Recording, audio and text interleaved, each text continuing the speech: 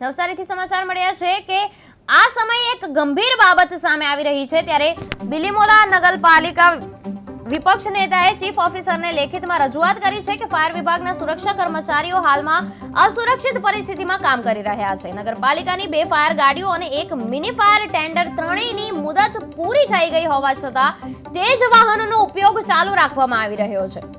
શહેર ઉપરાંત આસપાસના ગામોમાં કોઈ મોટી આગની ઘટના બને તો બચાવ કાર્ય માટે જરૂરી સાધનો જ અયોગ્ય બની જાય એવી શંકા છે। આવી સ્થિતિમાં ફાયર વિભાગના જવાનોની સલામતીની જવાબદારી કોની રહેશે એવા ગંભીર પ્રશ્નો સ્થાનિક સ્તર પર ઉઠી રહ્યા છે। સમગ્ર મામલે નગરપાલિકાની કામગીરી પર સવાલો ઊભા થયા છે। મલંગિયા ફુલિયા, સદસ્ય બિલીમોરા નગરપાલિકા। બિલીમોરા શહેરની કુદરતી આફતોની સામે રક્ષણ કરતું ફાયર બ્રિગેડની 3 ગાડીઓ મુદત પૂરી થઈ ગઈ હોવાથી રીપાર્સિંગ ન થયું, એના લીધે ન વીમો થયો કે ન રીપાર્સિંગ થયું। એના લીધે ફાયરના જે કર્મચારીઓ છે એ પણ અસુરક્ષિત થઈ ગયા છે।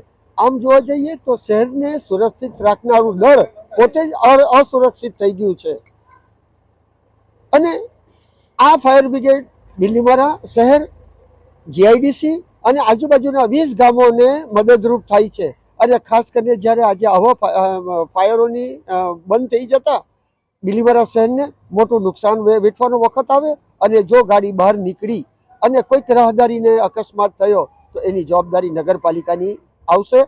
એ માટે અમે ચીફ ઓફિસરને જાણ કરી છે કે ભાઈ રાજ્ય સરકારમાં જાણ